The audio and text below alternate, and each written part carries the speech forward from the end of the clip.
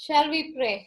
Shall we pray? Father God, in Jesus' name, thank you for giving us an opportunity to come across nations, oh Father, to just search the scriptures as the Berean believers did. And today we are going to study about this most common but then most power-packed psalm, which is Psalm 23, oh Lord.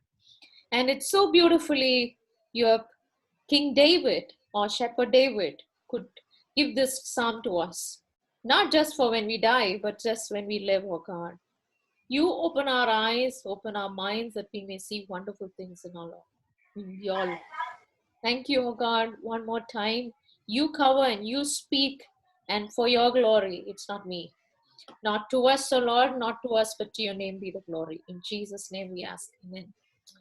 So I would encourage you, as I said at the outset, you should memorize this psalm. Now, come what may, I don't know, you have to memorize this psalm. The secret of the psalm is keeping that in the tip of your fingers, because that's the most essence.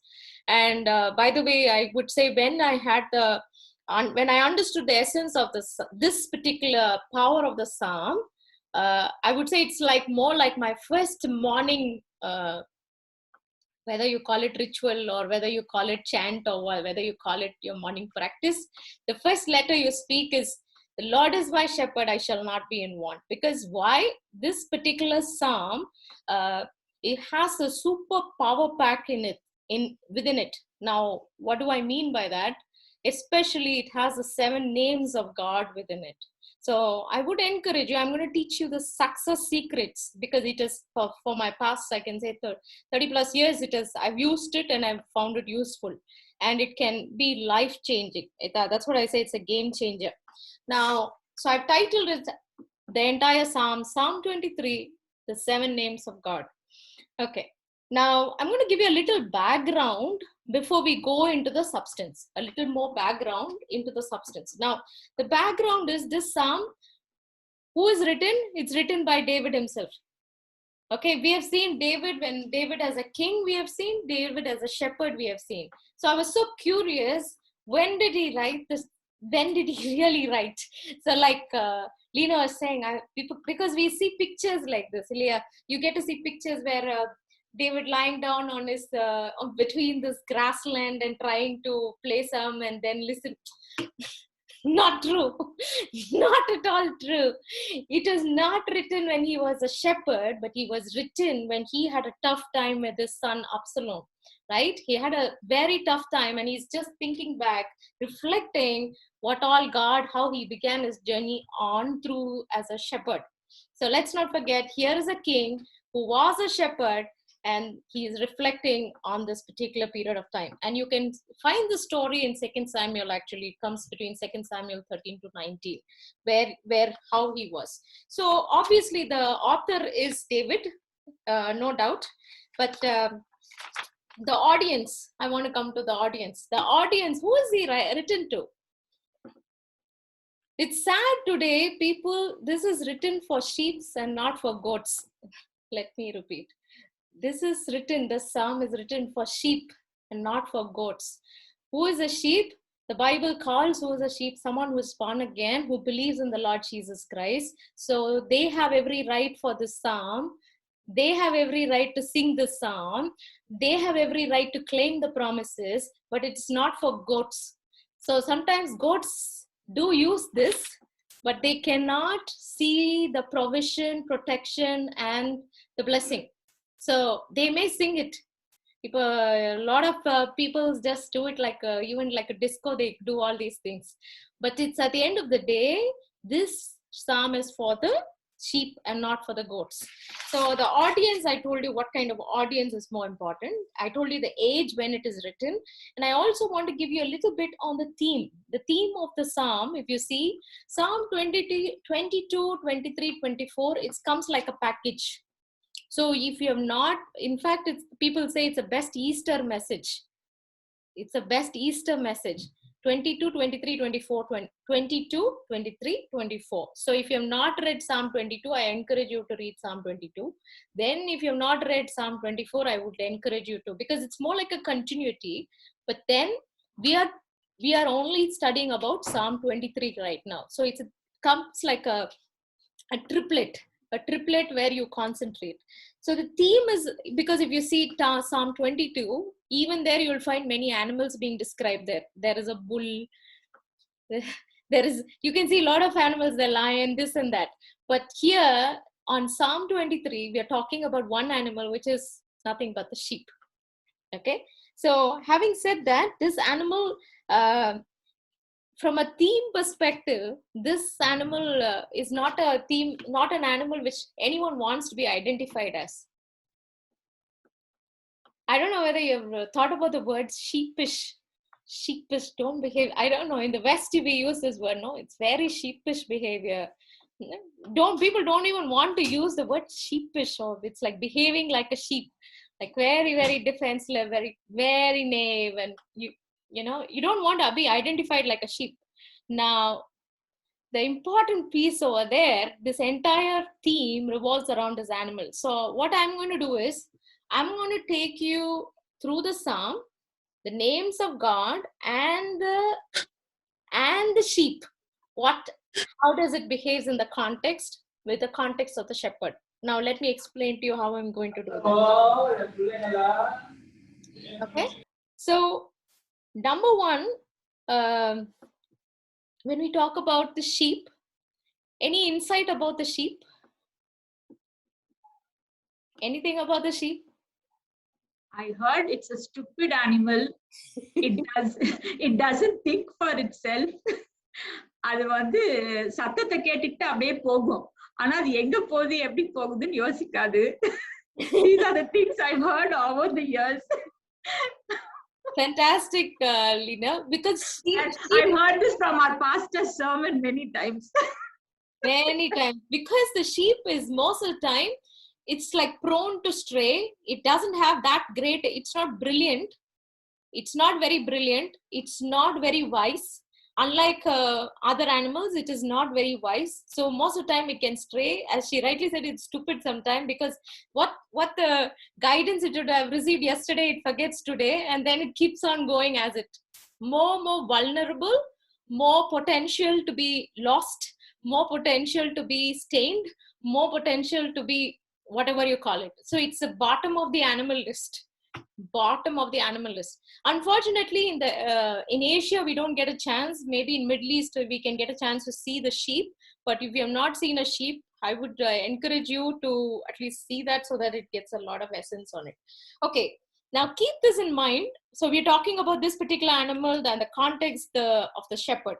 Now there are 7 names hidden here, the 7 names of God which is hidden here. Why this psalm is very, very important? It talks about 7 names of God. And that's why I ask you, it's like, I would recommend as a morning practice, where you call, when you just pull in or call out the power of the names of God, invoke it through the day, and then you go through the day. So it is like very, very powerful. It's life changing. Now, because it's the names of God, it's not one name, but you find 7 names. What does 7 means? And the various numbers, and every numeric in the Bible talks about some essence, right? It's all about fullness. It's all about completeness. So knowing these 7 names is very important. And as I was saying to Lena, this psalm is for mature Christians or mature believers, and never and ever for a goat. Never and ever for a goat. So somebody is doing something, it doesn't work for them. It doesn't work for them. So let's go into this particular psalm in this, having this in mind. The first word, the first line is so important. So keep that in your mind. It starts with a pronoun. It starts with a pronoun. Why it applies to only to a sheep, not to a goat, that particular pronoun will tell you. It starts with what letter?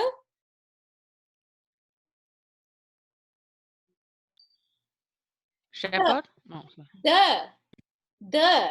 Let's not forget. It's not talking about anything else. It's talking about a very particular God. The Lord is my shepherd. The Lord. And by the way, if you look at your Bible, you'll find the word Lord. It's spelled in full capital letters. I don't know whether you keep noticing the Lord, how it goes, the spelling and whether uppercase, lowercase. It's completely full case, uppercase here. It talks about the Lord. And by the way, Lord, in English it means Jehovah. In Hebrew it means Yahweh. Yahweh. Okay? Jehovah in English, and then in Hebrew it means Yahweh. So the capital letter, every time you see a capital letter in the Bible, it indicates the Father God or the Most High God, and it is Jehovah.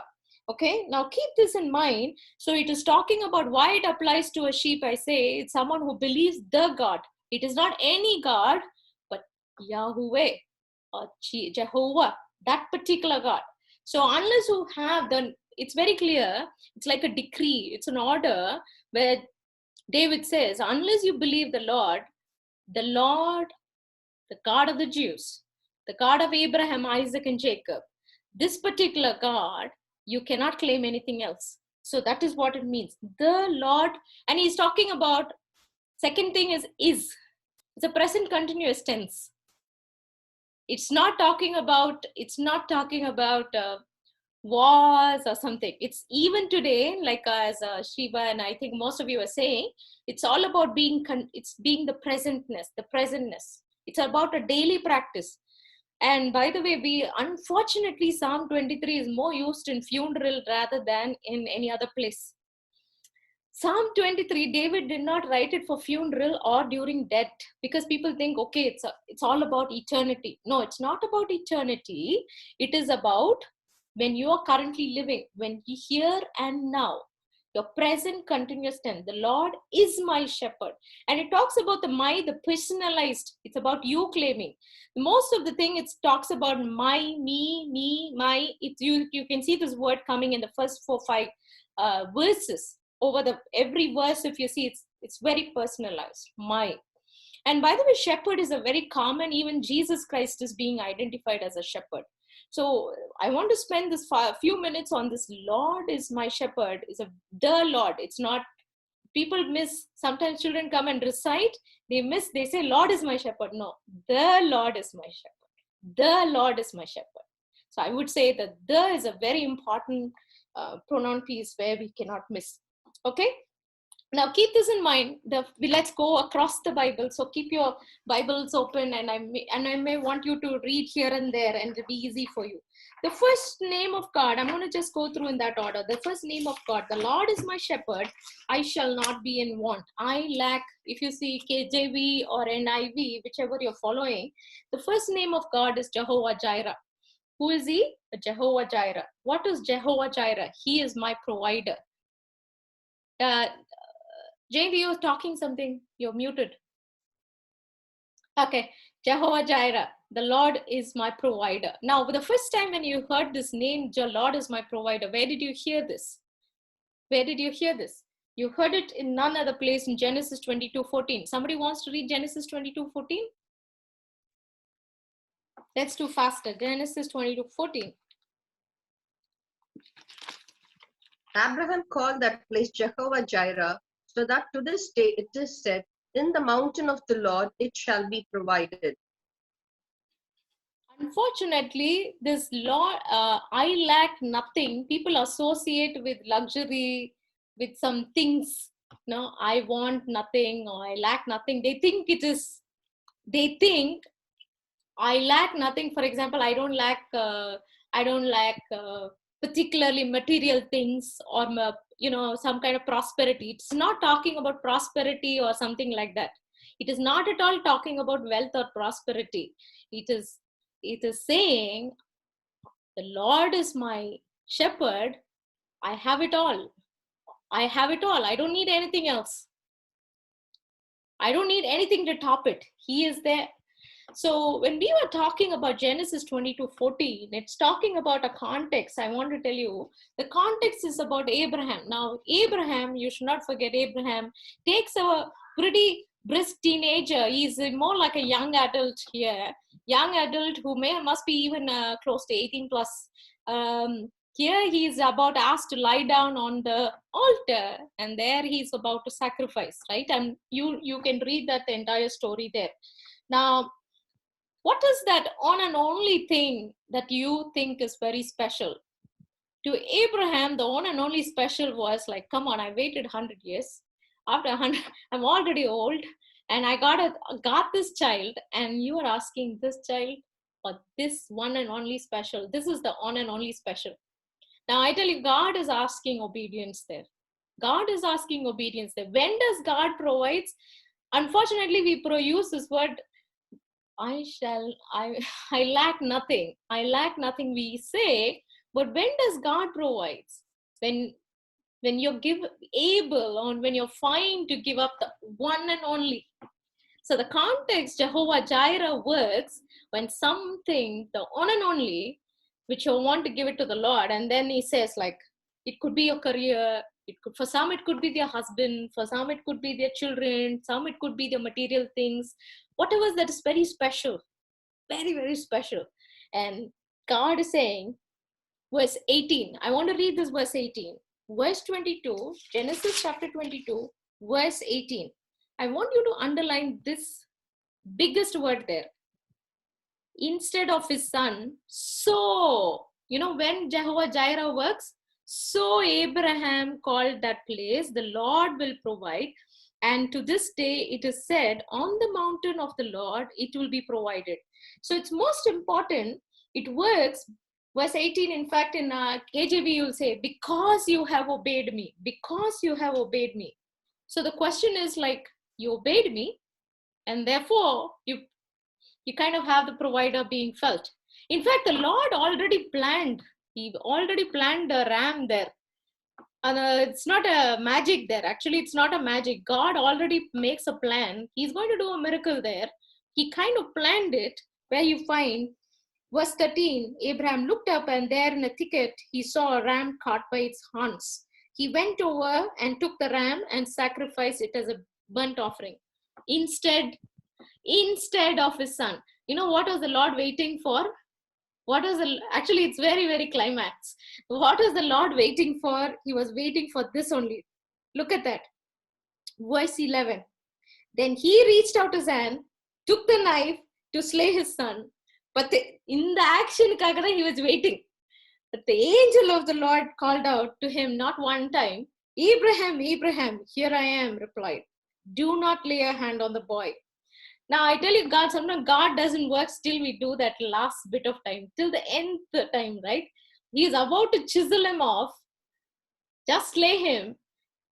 And the angel gets panicky there. The angel says 2 times, Abraham, Abraham. So, my friend, what I want to tell you is the most important Jehovah Jireh operates with one word called obedience. So, the Lord provides. When we say, the Lord is my shepherd, I shall not be in want. I lack nothing. When you don't lack nothing? When you're willing to take that obedience. So going into the day where we say, Lord, you're my provider.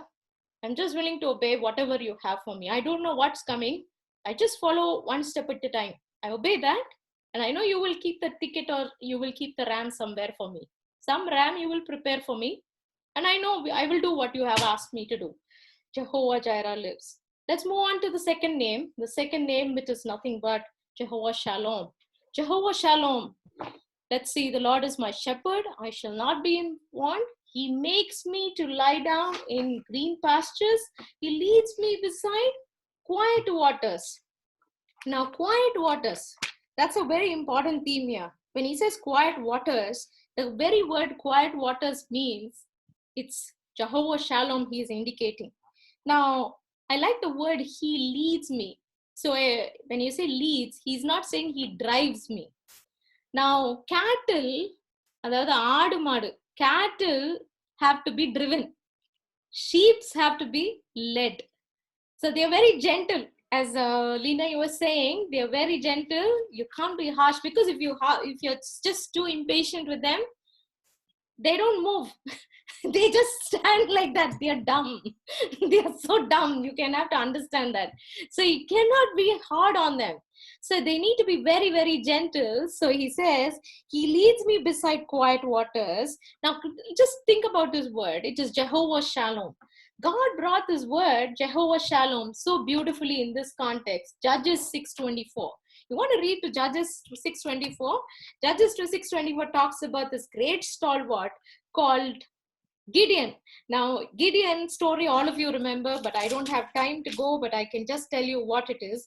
Gideon says, like, God calls him, okay, hey, I selected you to go and take over the Israelites from the Midianites, right? You have to save them. Now, he says, Lord, you're talking to me? Pardon me, Lord. Sorry, Lord, I'm very busy. Verse 15, 6, Judges chapter 6, verse 15. Sorry, Lord, how can I do? My clan, my family is very weak in Manasseh, and I'm the least. I'm the last in my family. I don't have this expertise. God chooses the fools of the world to shame the wise, the weak of the world to shame the strong, the lowly things of the world and the despised things to nullify the things that are. I didn't say that. That is Paul said that. Paul says in 1 Corinthians. So God chooses. God doesn't want stalwarts or big people. He doesn't want all that.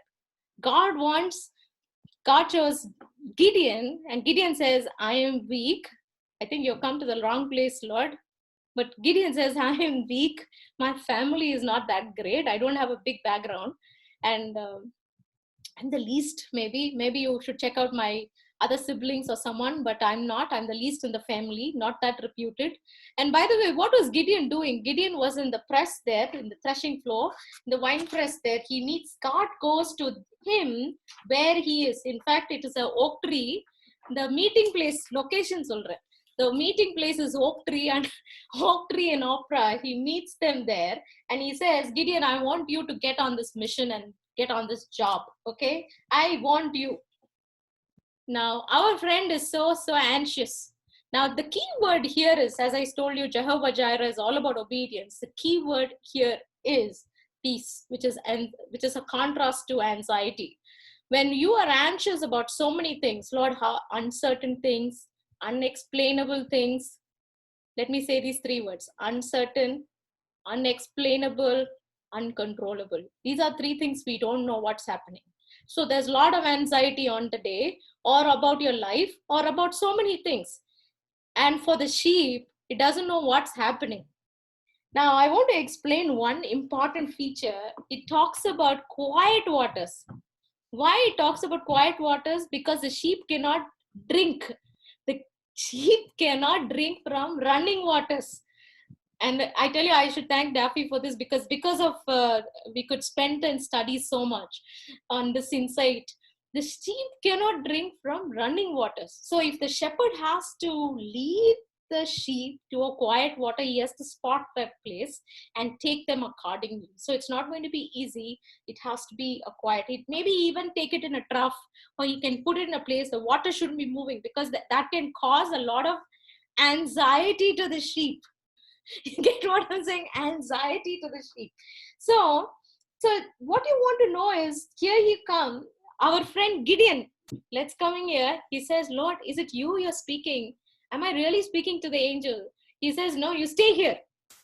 You stay here. I'll come back and I'll get you an offering for you. What is the offering? Judges chapter 6. Interesting. He makes the person wait. He tells them, Judges chapter 6, verse Gideon replied, verse 17, if now I have found favor in your eyes, give me a sign that it is really you talking to me. Please do not go away until I come back and bring my offering and set it before you. Look at the capital letter. And the Lord said, it is not angel. And the Lord said, I will wait. I will wait until you return. Have you ever thought the Lord waits for you? The Lord waits for him. It's not Gideon waiting. I understand many preachers talk about we waiting on the Lord. I agree with that. But even then, it's the Lord waiting. It is the father waiting at the doorstep for the lost son. My son, when are you coming home? Every day he's going and saying, when are you coming home? The lost son parable, if you remember, the father runs, the father waits. So the Lord said, it is, you go, I'll wait for you. Now, easily, I was very curious to know how long it would have taken for him to make that meal, because our friend Gideon has to go take a goat, then kill the goat. Then he has to make it with an ephah of flour. He made a bread without yeast. It's not going and getting your bakers making a bread. He has to bake a bread, easily baking a bread. Even these days, even today, baking a bread takes easily an hour. Less is not fastest, I'm saying fastest, because he has to do it without an yeast, and then he has to do a broth in a pot. So people are saying he must be like 4-5 hours away. Minimum 4-5 hours, half a day gone, Lord is still waiting in the oak tree. I don't know. I haven't seen this way where the Lord is waiting. Okay, Lord, you wait here. I'll go and come. And there he comes and says, and by the way, Gideon doesn't have anything there. When he comes back, you know what he says? Look at that. The angel of the God, because he comes with all this. Gideon went inside, prepared and all that. Verse 20, the angel of God said to him, take the meat and the unleavened bread, place them on this rock, pour out the broth. So he is like, no, you didn't see any expression, oh God, you're waiting for me, nothing like that, because he's a man asking sign every time. You would see that's his nature, because he's weak, he's anxious, he thinks he cannot. It's a very big project, very, very big goal, very big mission, but God is saying, you're the one. Now, my friend, what I want to tell you, it is Jehovah Shalom. The name of God is Jehovah Shalom there, because verse 24, he says, so Gideon, look at that, once again the same word, S-O. So Gideon built an altar to the Lord and called it, the Lord is peace. To this day, it stands in Ophrah. Now, the Lord is peace, this is where the birth of the word Jehovah Shalom came. So, my friend, what I want to tell you, after Gideon did this, the land got peace for 40 years. It's not 1 year, 40 years of peace. So, whatever you're struggling through, I just want to tell you, you need Jehovah Shalom. You don't know, uncontrollable, unexplainable, whatever it may be, but you need Jehovah Shalom. And that's why Paul says, do not be anxious about anything, but in everything, with prayer and petition, with thanksgiving, present your request to God. And the peace of God. The next verse talks, and the peace of God, which transcends all understanding, fill your hearts and minds in Christ Jesus, which is Philippians 4:6-7, if you're wondering where it is from. Okay, I'm just running the third name, Jehovah. I know it's so much to talk about Gideon, but I don't have. Jehovah, which is verse name 3, which I call first Jehovah Jireh, Jehovah Shalom, the next is Jehovah Rapha. Jehovah Rapha, which is, I want you to turn to verse number 3, where he says, he refreshes my soul. He refreshes my soul. Some of your translation may say restores my soul. Now, people think when it talks about soul, people think only about the spiritual area. No, it's not about the spiritual area alone. It's not the spiritual being alone. It also talks about the physical being. It talks about the physical being. And by the way, the first context of he refreshes my soul, he restores my soul, the context of the name revealed, it has been revealed. I would encourage you to turn to Exodus 15:26. Exodus 15:26 is the birth of the word, where you see the Lord is saying, Jehovah Rapha. Somebody wants to read Exodus 15:26?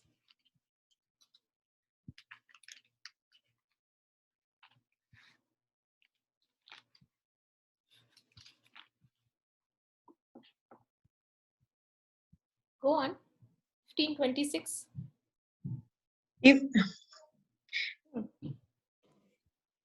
He said, if you listen carefully to the voice of the Lord your God and do what is right in his eyes, if you pay attention to his commands and keep all his decrees, I will not bring on you any of the diseases I brought on the Egyptians, for I am the Lord who heals you. I am the Lord who is heal you. The Lord is a provider. The Lord is peace. The Lord is a healer. Now, who can claim that? Let me tell you the example here. The context here, these people, the Israelites, are just on a journey. They are out of Egypt. So out of Egypt, into the Red Sea. After the sea, they come into the desert. And the desert name is called Shur. You can see in verse 22. Moses led Israel from the Red Sea, and they went from the sea into the desert. Okay. Now, 3 days into the desert, these people are so frustrated because they are thirsty and they did not find anything to drink. Okay. And so the only response they can give is like grumble, grumble, grumble. They are upset. They're upset. I don't have water. Our children are dying. 1 month baby dying, no water. What should I do? That's the context there is. There is every reason. Now people, sometimes we think, okay, Israelite people are so bad. I think it applies to even today. Okay, sometimes you ask for a miracle, it doesn't happen. You get so agitated with the Lord. You get so agitated with the Lord. The response, maybe you do not grumble, but you don't go and talk to him. You don't even enjoy a quiet time. Sometimes you remain quiet. I don't know. Come on. Yeah, sometimes you don't know, right? Lord, it's hard. Just help me. You pray, or you become so mum. Maybe they grumbled. I think they grumbled, but generally people at some level of maturity, we just remain quiet. Even passive aggression is aggression. Even passive aggression is aggression. Okay, now let's come to this point. Now they come into Mara, 3 days, no water. And then once again, Moses comes and says, Lord, what should we do? These people are thirsty, and they left to them, they can stone him because that's the way they are angry. Now they are in Mara and they say, okay, they found a spot, and they come near to the spot and they want to take the water from that lovely water, but it's bitter. So they get more angry. Now, if you see this entire journey that is from Red Sea, desert, 3 days, Mara, and then you find all these 3 days, like more than 70 to 80 hours, like on this journey, on this first few, at least I can say the first week, it's like more like where the Lord is allowing to test them and see their faith as well, right? It's a conviction. Now, the conviction or the maturity is more important because the Lord knew. See, God already told Pharaoh, even at the time when Moses was talking to them, I'm going to take them to the land of milk and honey. So your destination is already told. You're getting on the flight, your destination is already told. But your flight is just tongue. Doesn't mean that you're not going to reach the destination. The people forgot about the destination. The people got with the here and now. My friend, today I want to encourage you. Jehovah Rapha is all about, we may not see anything right now. We may not see anything positive. We may not see things that are happening. What you're seeing is only Mara. What you're seeing is a desert. What you're seeing is no water. But keep the destiny, your destiny, or the end destiny, what the Lord has promised you. The land of milk and honey is a surety. It's no, He's not going to take you away from the plan. But the point is, you need to understand, it is a very, very contextual path where the Lord wanted to, where 1 Corinthians, I think that's beautiful. Somebody wants to read 1 Corinthians chapter 10. 1 Corinthians chapter 10.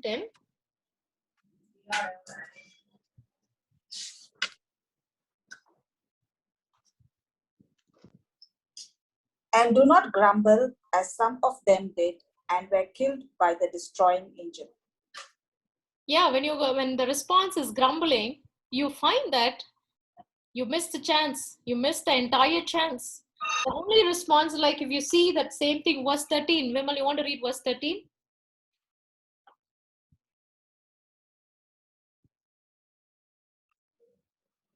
No temptation has seized you except what is common to man. And God is faithful. He will not let you be tempted beyond what you can bear. But when you are tempted, He will also provide a way out so that you can stand up under it. When COVID struck most of the people, some families went through a very hard patch. Some families went through a different famine, kind of form and shape was different. But I was just thinking from this context, He will not let you be tempted beyond what you can bear. So the ability to carry the weight for each one of us in this room is so different. But God knows what you can bear and what can come out of it, because He provides a way out of it. So you will go through a test. You will go through that. So you need to understand, this is not to make you fall, because when we meet problems in life, okay, when the problem is sent is because the problem will make you fall. That is the devil's plan. He said he wants you to fall. But if you take Job, or if you take Paul, but the God wants you to teach a lesson, how those scars can become a star. Let me repeat. Those scars are to become stars. So you will say, count it all joy. I like the way where James 1:3, if you say count it all joy, the Holy Spirit wants me to say this particular verse, count it all, consider it pure joy. James 1:3, my brothers and sisters, whenever you face trials of many kinds, because you know that the testing of your faith produces perseverance, let perseverance finish its work so that you may be mature, complete, not lacking anything. Not lacking anything. I lack nothing, and this I not lacking anything goes together. That is chapter 1 of James, verse 4, and 23:1 of Psalm goes together. I lack nothing, not lacking anything. So you become mature and complete.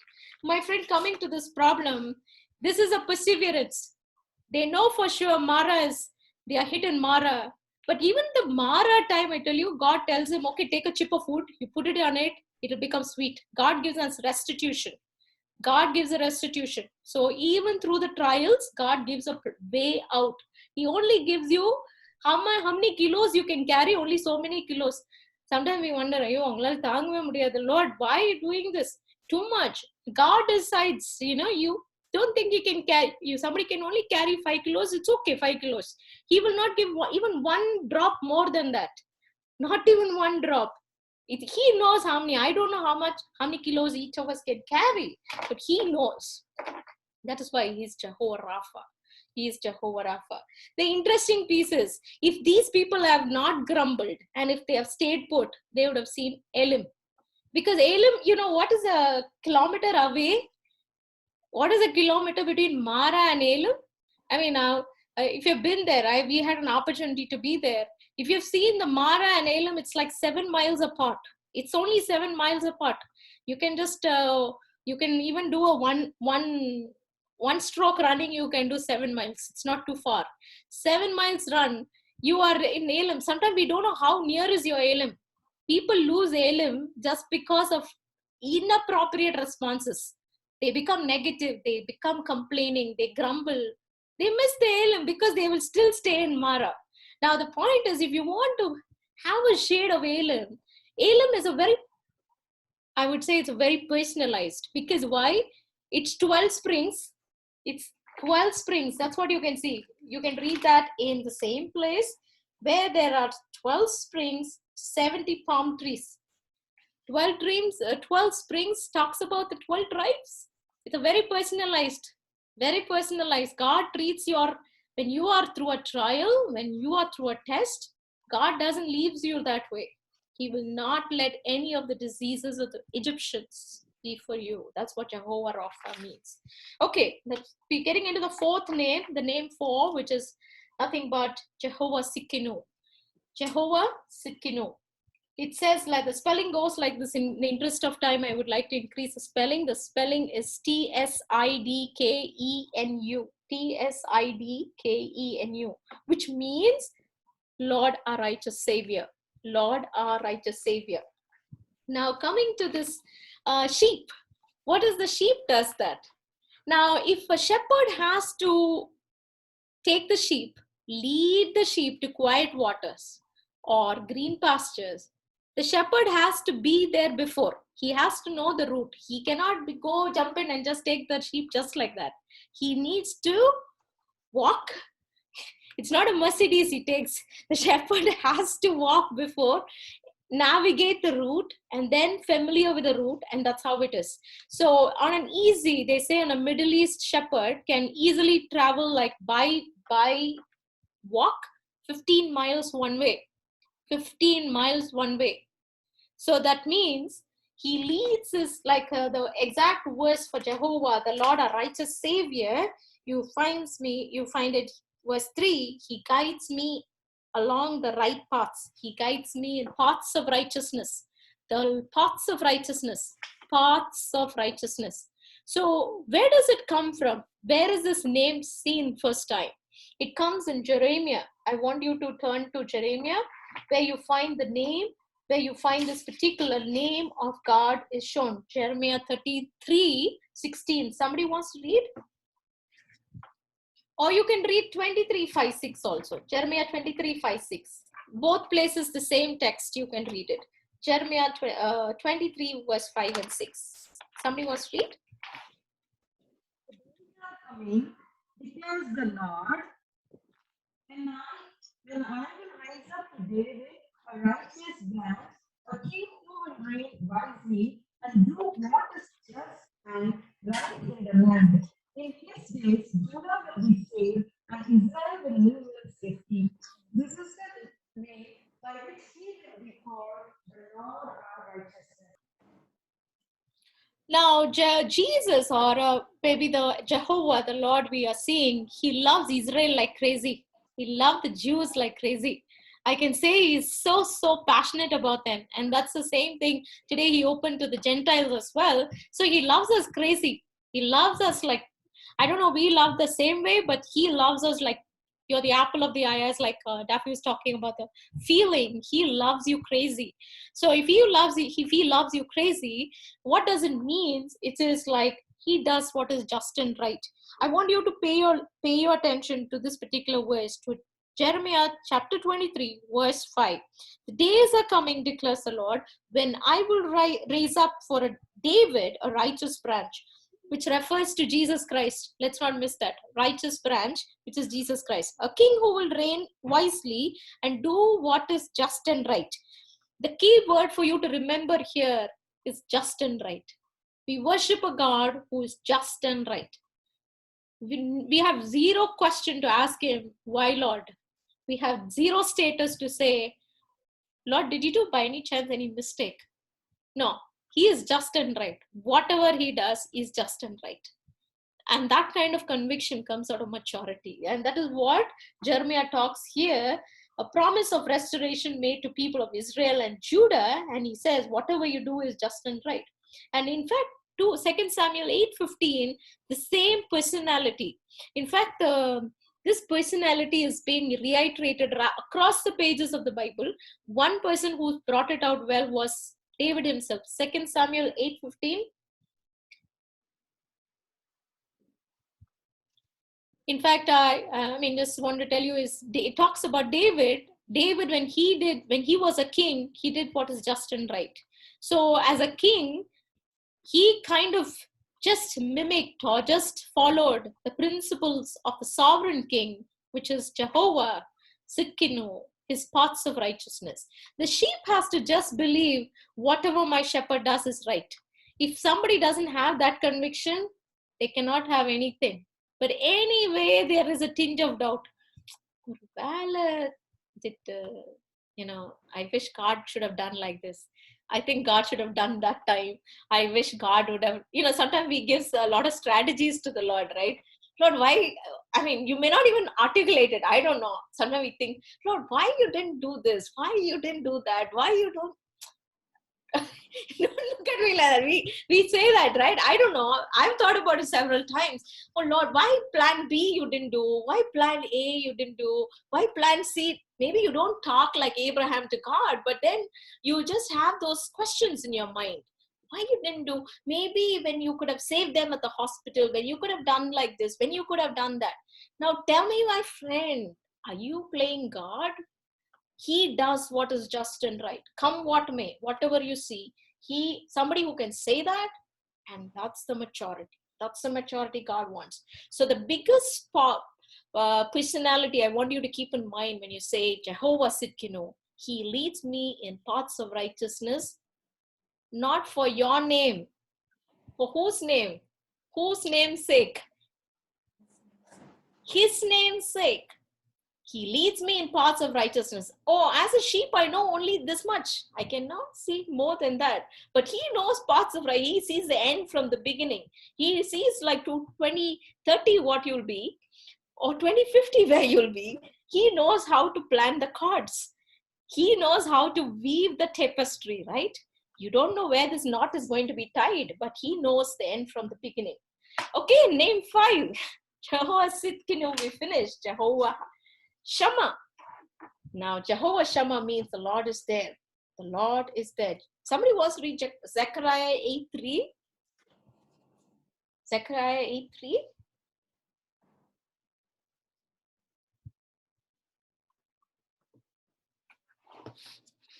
I know I'm making you tired by reading a lot of scripture, but this is very, I would say, heavy. But then we need to do this. Zechariah 8:3.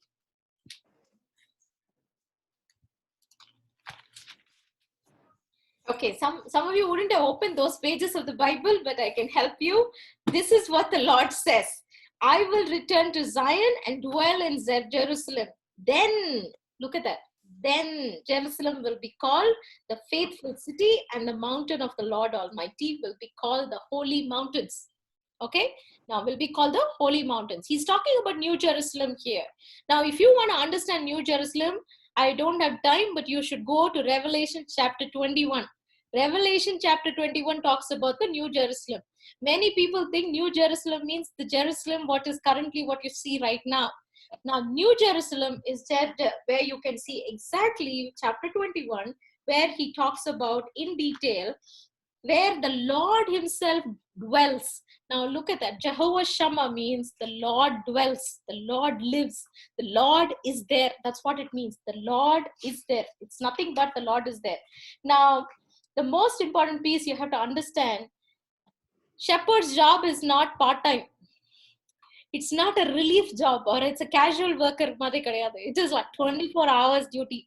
24 hours duty. So that means the shepherd has to live with the sheep. So in a way, though not like modern shepherds, these shepherds, they go because if you see in Israel, they do not have much land. So some of the field they may have some corn and wine vineyards and all that, but they may not have largest place for grazing the sheep. So the shepherd has to walk a long way. So sometimes 15 miles they go up the mountain. They may not even come back that day. So they need to be with the sheep. Now the interesting piece, I don't know whether you've heard this, when they sleep in the night, the sheep, right? When they sleep in the night, it's like a sheep pen. He just puts a blocks of barricades. It could be blocks of barricades of thorn bushes he can put like a 4 square. And, he becomes the gate. I never forget this analogy because it's very powerful. The gate, I am the gate. When God talks about as a shepherd in John's Gospel 10, he says, I am the gate. I am the gate to the sheep. You know what it means? The shepherd cannot go and get a gate for them, right? You know what he does? He just lies down as a barricade. So he becomes the gate, and behind, if somebody has to cross, it has to cross him, and the sheep is behind. Now you understand the concept. So Jehovah Shammah, his Lord is there. He dwells. What does it mean? As I told you, Revelation chapter 21, verse 1 and 2. Somebody wants to read?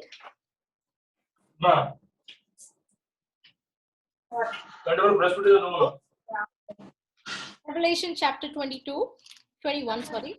Somebody wants to read? More like this, I think, what you're saying. Annie? Oh, yeah. You can see it. Where he is becoming the gate, like, people have to cross over. He literally lies down, actually. He literally lies down. Thanks, Duffy. Thanks for bringing that. So, Revelation chapter 21, Lord is Shammah, Jehovah Shammah. Then I saw a new heaven. Holy city, yeah. And a new earth, for the first heaven and the first earth had passed away, and there was no longer any sea.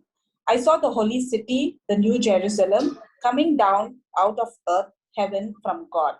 Where is it coming? Where is it coming? Coming down out of heaven from God. So it is coming down out of heaven.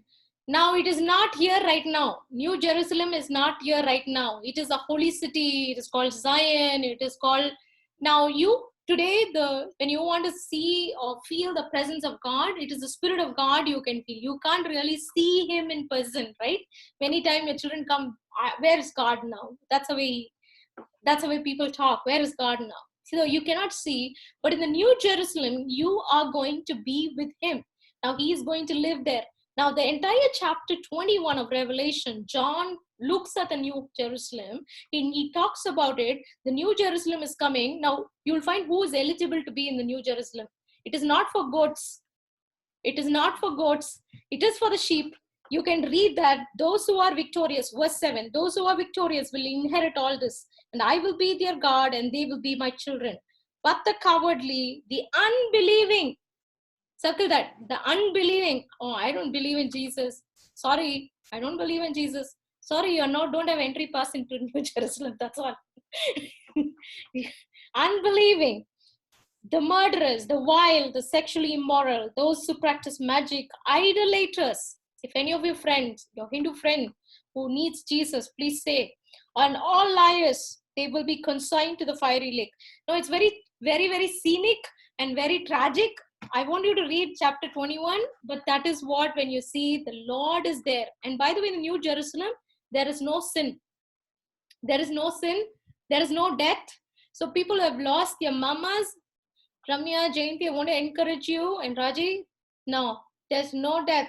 There is no death. That's what I want to tell you. No suffering, no pain. And we already have the entry pass. All of you who are thinking, we already have an entry pass. So don't worry, bring as many people to give the entry pass. So every morning you're saying, Jehovah Shammah, the Lord is there. You're dwelling with me.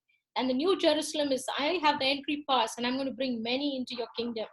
Now, 6. Name 6, Jehovah Nissi. Jehovah Nissi. It means the Lord our banner. Where does he says? Where does he says the Lord our banner?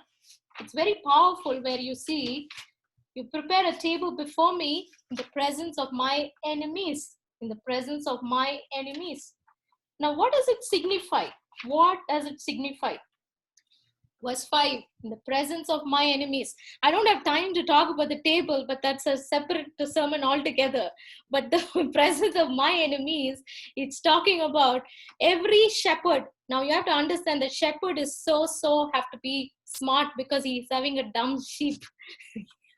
Now he's having a dumb sheep because the shepherd has to have a lot of tools, equipment, weapons, because there could be, you remember David says, what is your experience? Saul asks him, what's your resume? What's your portfolio? He says, I've killed the lion and the bull, lion and the bear.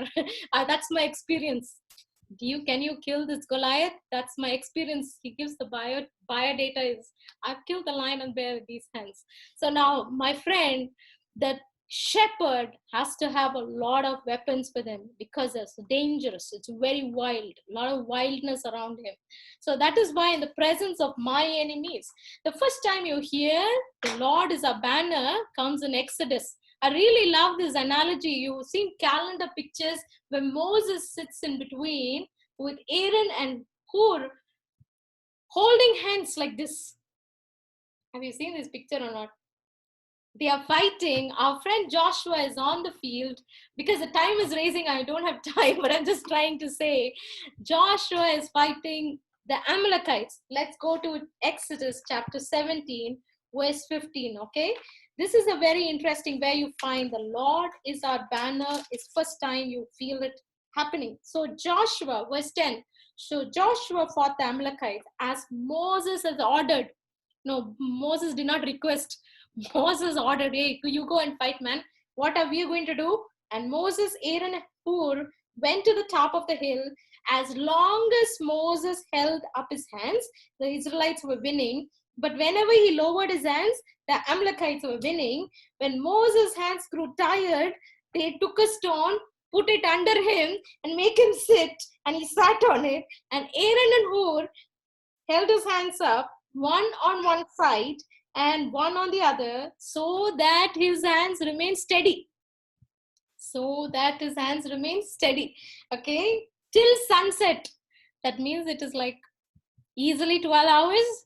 Easily 12 hours. Not less than 12 hours. Now, this is nothing but talking about your prayer. Now, people come and ask me most of the time, What is a Jehovah Nissi? Now, Jehovah, you don't beat the enemy by, what I would say, by clubs and swords, but you win them by kneeling, by your prayer. But what do you mean by that? Because the Lord is our banner.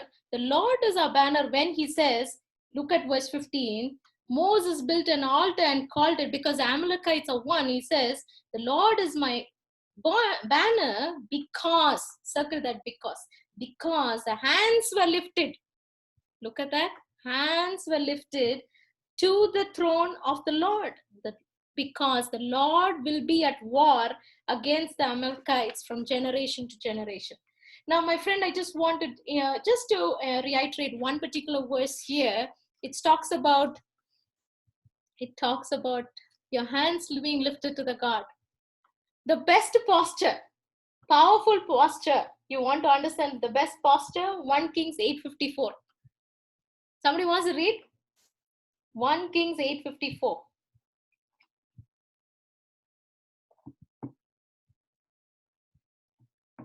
Somebody reading? 1 Kings 8:54.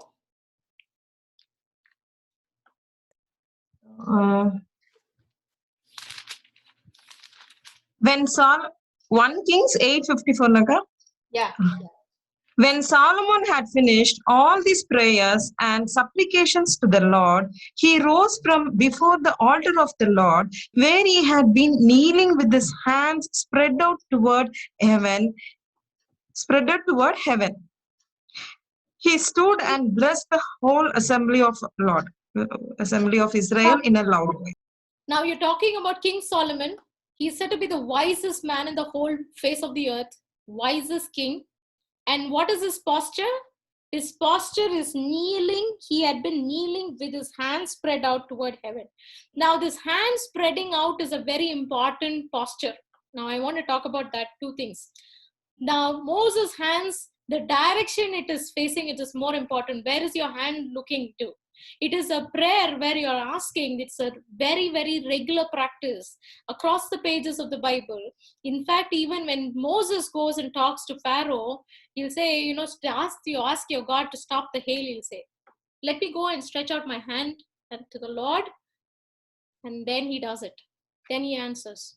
My friend, where are you when you think about your prayer, especially whom are you stretching your hand to? Which direction is your hand pointing to? Which direction your hand is pointing to? Most of the time, we don't even have that, I would say, that kind of insight where we ever think how much we can use our hands. I don't know how much you use your hands in prayer, but lifting your hands towards heaven and praying is a typical Jewish, I would say, practice or a ritual. You can see it. It's something whenever they prayed, their hands were lifted up, raised up towards the God of the heavens. So it's if you was practicing that, it's really, really good. That's why you've seen some pictures where when they're praying, whenever they're praying, their hands are lifted up. And it was very critical. The hand remaining steady was important because Moses' hands were getting tired. Aaron and Hur's job was to keep it steady because it is needing. Sometimes you may get tired. The battle belongs to the Lord. The battle can be won. You along with the Lord can be with your hands lifted up to him in prayer, and it's going to be steady, consistent, and never dropping a minute. And if the wisest king is Solomon, right? The wisest king have a best posture called kneeling. Today there is no kneeling in the church. Very sadly, no kneeling. I'm not seeing this posture at all. Sorry, in the West, I don't see it, sadly. No kneeling, only on the cushion, sofa, and raising your hand up. If you raise hand up today, it looks like a joker. People think, oh, what? Why are you raising hand? No. It was very important because Jehovah Nissi, the Lord is our banner. The Lord is our banner because he is at war. The Lord is at war. Finally, my friend, name 7. I know it is time up, but then name 7 is Jehovah Makadesh. How do you say? Mkadedesh. Jehovah Makadesh. Now, where do you find this word? You anoint my head with oil. You anoint my head with oil. I told you, you prepare a table before my enemies, in the presence of my enemies. You anoint my head with oil. Now, Jehovah Makkadesh talks about, Lord, you sanctify me. You're the God who makes me holy. The Lord sanctifies me. It is you and you alone can make me holy. Most of the time, people struggle in holiness. Like Christian life becomes a struggle. Oh Lord, I want to be I want to live a holy life. I want to be a difference between me, the Egyptian and the Goshen land of Goshen and Egyptian land. I need to be a difference. I need, wherever you're in the marketplace, you're in your family, before your family or your friends, where are you a different? Are you set apart? Where you're kept a different? This person is sealed because you're holy. So that kind of difference, are you able to see that? And that is Jehovah Mekadesh, where you say, you anoint my head with oil. Every time the sheep is prone, I told you the sheep is dumb. The sheep can get strayed. The key is sheep can get stained, can get hurt. So the job of the shepherd every time is to literally take the water, oil, because sometimes there are strange bees. Strange bees can go into their nose, into their eyes and all that. So that needs oil. He needs to put an oil so that it can keep away those flies away coming from it. So sometimes these kind of things need, and the only oil is the Holy Spirit. And that's why he say you anoint. It's not your sprinkling. You just flow oil. It just flows. Lord, you sanctify me. You are the one who can sanctify me. That is why he says, I am the Lord holy and I make you holy. My friend, I know we are running out of time, but I just want to encourage you. How much in this life, because you gave your life to Jesus, but after that, till we are glorified, we need to be sanctified, right? Sanctification is a process. People do not become sanctified overnight and then you're ready to be going to heaven. No. Every day there is some dust catching up. That's why the Lord said, I need to wash your feet. And Peter says, Lord, you wash my whole body. No, right now I have to wash your feet. So you will catch dust wherever you are.